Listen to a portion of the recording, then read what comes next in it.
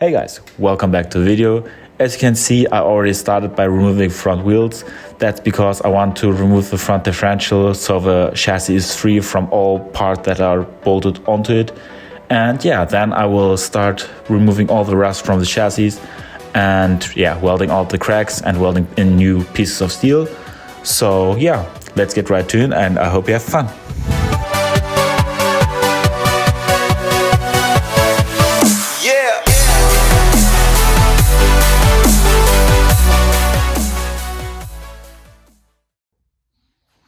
So I don't know if you could see that, but yeah, that bolt was so rusted on that I just broke it off. Yeah, pretty clean broke there. And yeah, I hope the other ones will get off better.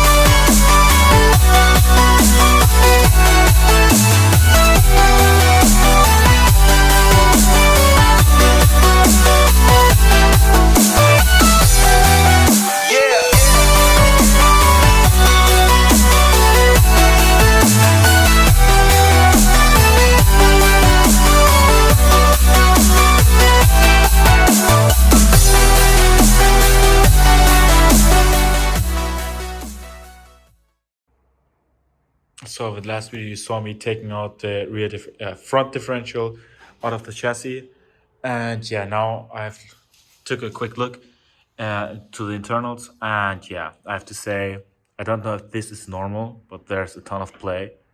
I think that shouldn't be like this. Also, the grease inside of the caps is pretty dirty. There's also sand in there, so that's not good. And yeah, I took out the two front bearings. You can see the first one is even bent, and the second one is, I think you can see it right here, it's rusted. So yeah, I need at least two new bearings and a new seal, because this one is, I don't think it's properly sealing anymore. So I need a new seal, and we will probably need the same two bearings and the seal also for the other side, and probably even the bearings going to the drive shaft. I have now successfully removed one side of the two, and I have to say I didn't know how it would look inside of those because I never opened one of those up. But in my opinion, it's pretty simple, and I think I know now how it works. And I have to see there's a ton of grease, really a ton of grease in there, and the grease inside of it didn't look too bad, so I'm happy about it, because now I at least know that there wasn't any water or something in there. Yeah, but still the bearings inside of the spindle were pretty messed up. You can see it's bent here, and inside they're rusted. So yeah, it's time to change them. So about new bearings, and by the first look I have to say they look pretty good. I don't see anything that looks suspicious. Still, it's not SKF, but yeah, they should do so now. And if they break at some point, they're at a well place to repair or replace, and that shouldn't be a problem in the future.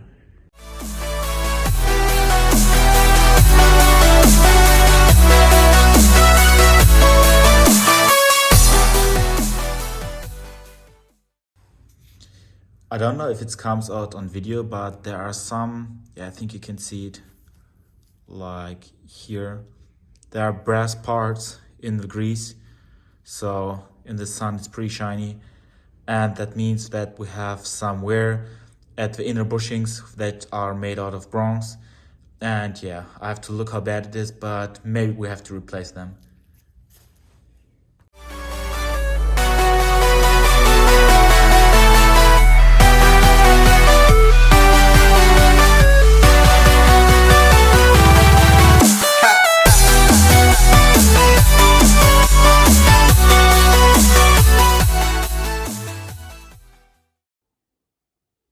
the workshop cleared up. That's because I took the top and put it to the back of the shop. And now I just took the chassis, put it at the side so I could look at it. And yeah, you can see we've got a lot of corrosion. Yeah, I thought about sandblasting the whole frame, but yeah, I don't have, or I tried to make a sandblaster, but it didn't work out because my compressor wasn't big enough to feed it. So yeah, we have to use a wire wheel and an angle grinder. But yeah, you can see we've got a lot of work, and yeah, the previous owners made a lot of bad patches. I don't know if the owner I bought it from did that, or maybe even the guy before him, because yeah, the Jeep is almost twice as old as I am. Yeah, and you can see here all really bad welding marks, and here's a crack. I also found here a crack. And one thing I wanted to ask you guys, you can see from this side there's this outer like C piece from one side, and inside of that is also a C piece. And when we move to the back, you can see it ends right here, and this part here is, yeah, like empty, not closed from the inside. And I wanted to ask you guys, is that normal? Is the CJ5 like this, or is there something missing? I just took the chassis outside and put it on some stands so I can work on it freely. And yeah, I also tried to clean it up a little bit. And yeah, some parts like this member holding both pieces together looks pretty good. But also some pieces like one that we discussed earlier, or this one, are looking pretty bad. I'm also finding more and more cracks like this one here. It looks like someone welded a piece in here and the weld cracked. So yeah.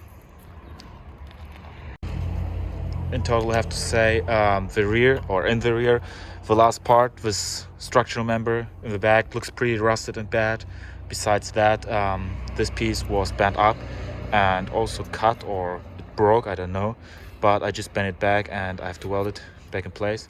Also, I have to find something for this. Maybe I'm also going to cut this part out and weld complete new steel in. Also, these parts right here, I don't know if they're broken or if the bolt made its way through because of all the rust. Yeah, here we've got to weld a new piece in. It's like a 90-degree angle iron that we will, yeah, just weld in there. This part looks good, and from there the chassis looks good right about until here. And yeah, here they also, I don't know what they did, but they welded something on there. And yeah, from here forward it just looks bad. And yeah, we've got a lot of work to do. So while I was cleaning up the frame and looking for cracks or broken pieces, I figured that I couldn't clean it properly when all the junk metal is still on there. So yeah, in the back I already started to cut out some, yeah, old rusted metal. You can see I took out the whole back section.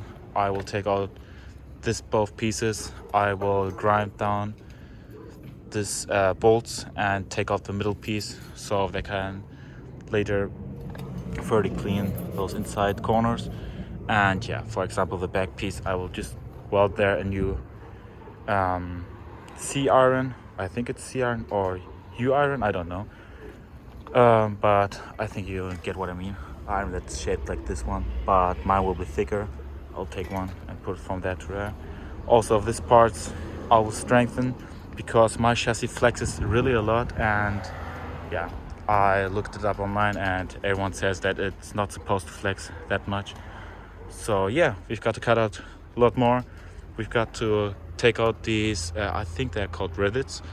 We've got to take out these rivets, and yeah, for example, also the mounts on which the upper part, it's right there, sits on. Yeah, they need to go because you can see they are not even flush. Like this one is pretty bad. I don't know what the previous owner did there. I'm also going to grind down all this one, or this old metal, and yeah, we've got a lot of work to do. As you can see, I grinded down the heads of the rivets, and now I'm going to take a punch and a hammer and just carefully punch them out or down. And on the other side I already did that, like right here and there. So on that side there's only a rivet from underneath, and here those three have to be punched out, and underneath is another rivet. And before I take out all the rivets, I'm going to measure the distance between the two chassis rails, so if they move apart or together, that I know what spec it should be. I'm now inspecting the chassis and start to weld up some cracks. And yeah, as you can see, there were a lot of them. Like every weld patch has a crack underneath. Here were some big cracks that I welded. And yeah, unfortunately my big welding machine isn't working at the moment because I have no gas tank. And I ordered it, but it will come in like 2 or 3 days. So meanwhile, I will use this old guy. And yeah, it's a pretty basic electrode welding machine, which hasn't even the color, but it's great. It works quite nicely. You have to make a cover someday. Yeah, and so I weld the cracks. And yeah, you can't imagine how many patches I have to make and were made even before me. A lot of times I burn through because the material is so thin, and on the inside there's another material. Like, you can show it here. They welded a lot of times some sheet metal into the old metal, and I think they didn't clean the surface in between. So yeah, that isn't very good. And I still have to figure how I will take out the rust out of these spots before painting. If you have any suggestions how I can do it with the tools I have, like an angle grinder, and that's basically it. So yeah, I also welded this front bar here. It's pretty solid material, it's quite thick, and I want it to be that way so it's strong, and I have to weld it from the inside. Also took out this bracket for the leaf spring, and I will manufacture a new one because the old one was, I don't know what they did. It was bolted and the between was a flange, and they welded it on top, and I think you can see it, there are also cracks. So I will clean this, then weld the cracks, then grind again, and then bolt my own bracket to it. Also with this is a bracket for the steering transmission. Yeah, and I will make a new one as well, I think, because this one isn't good anymore. So after long and tedious work, I can finally show you the chassis without being ashamed, because it was incredibly dirty. It had a lot of cracks, and yeah, even now it's not perfect by all means, but it's way better than before. So what I did, I changed some parts. For example, I cut the front part off, welded a brand new piece of steel in so that it's stable anymore. And you can see I used quite a thick material because I might put a winch on here. And yeah, you can see everywhere where my welds are. This is from a previous owner.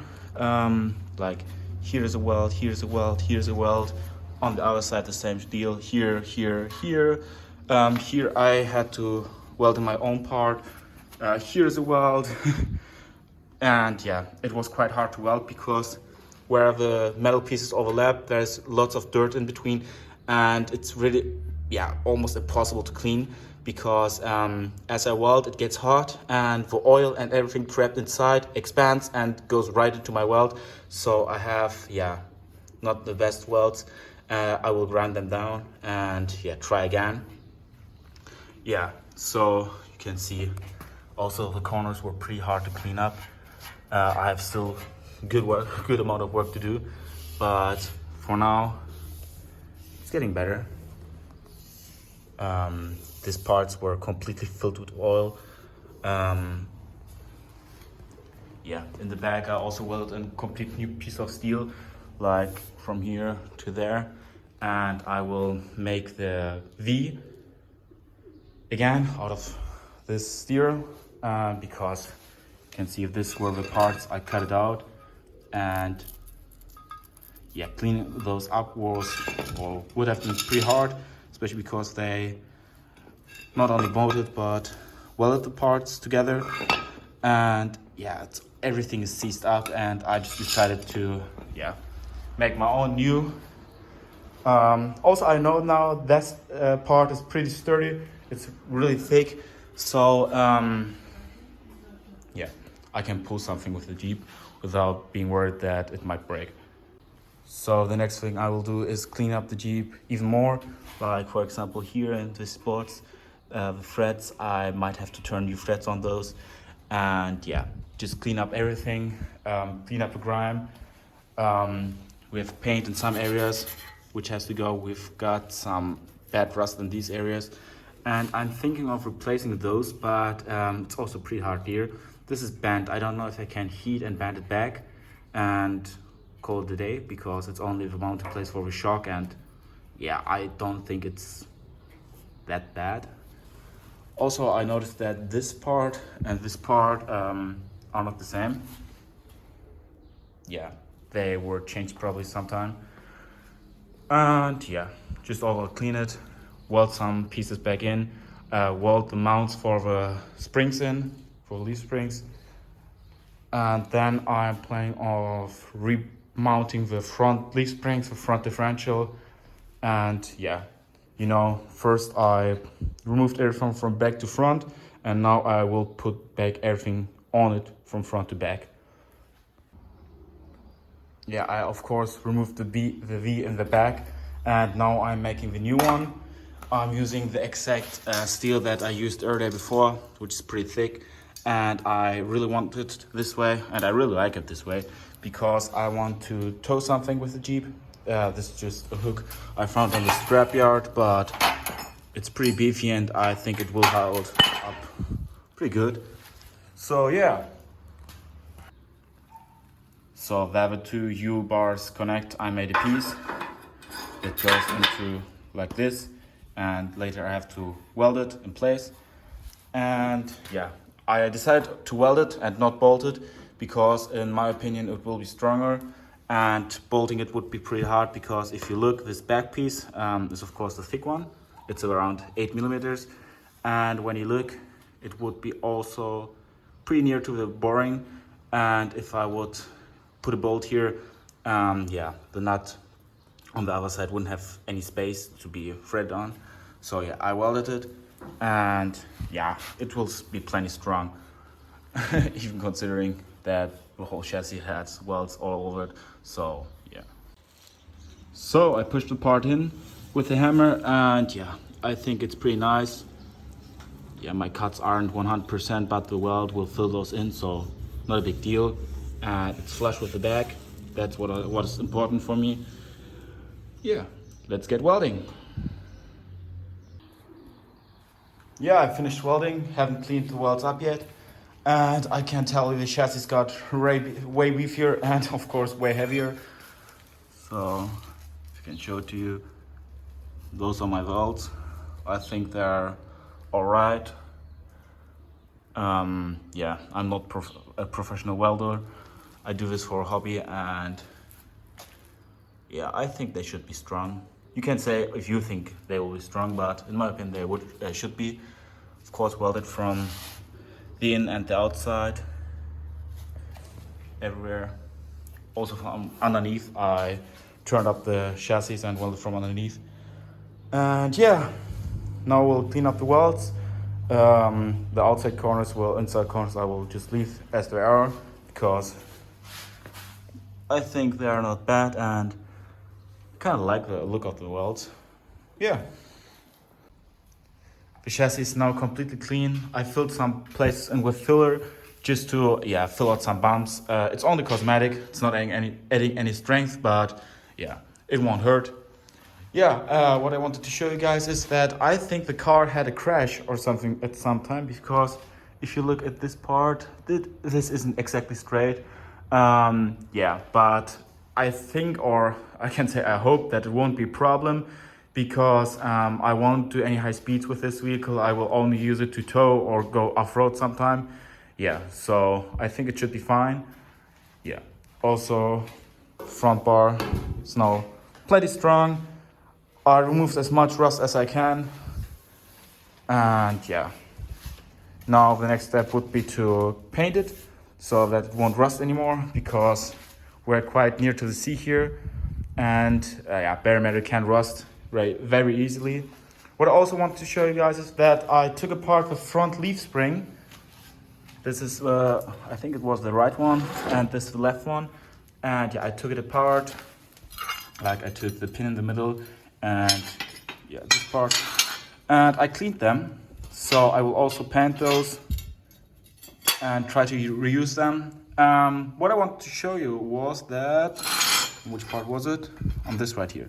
Here, there was a little crack, and I welded it from both sides and then grinded it. I think that those are tempered or hardened, and I messed with the hardening in this area right here. But yeah, I will try it, because this leaf spring is very hard to find, and I asked the guy if he could only replace this part here, and it's very expensive as well.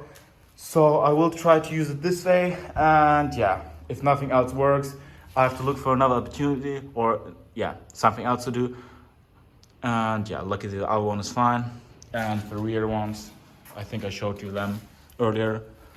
This one is completely cracked, and they're also rusted to a point there I don't think I could make them work anymore. And yeah, as a paint, I want to use this Hemorrhoid. It's imported from, I think, Holland or the Netherlands. And yeah, it claims to be very strong, can be directly applied on rust, and it's black with the how's it called? It's like right here with the hammer marks, and I like it because yeah, the texture disappears some unnice welds or some bends or something, and yeah, therefore I will use it. And let's get one more cleaning with acetone and then painting. One thing I wanted to mention is that I know that in some areas I'm not working up to 100%, and yeah, I want to say the goal of this series is not to get the Jeep 100% clean and shiny and everything out of chrome, because that's for me at least not affordable, and it will take too much time. And my goal is not to make a complete restoration with all the shiny things, but to get it working. I want a working vehicle. I want something to go off-road with, something that can take up some beat. And yeah, therefore I know it will get dirty again. I know it will get scratches again. And my goal is to, as I said, get it working. And that's why I'm wanting to finish it, and not like, again, fill it, again, grind it, again, fill it. It's okay for me with 80%. It's okay if it works. It's okay if it has some scratches, because in my opinion, it also gives some character to the car.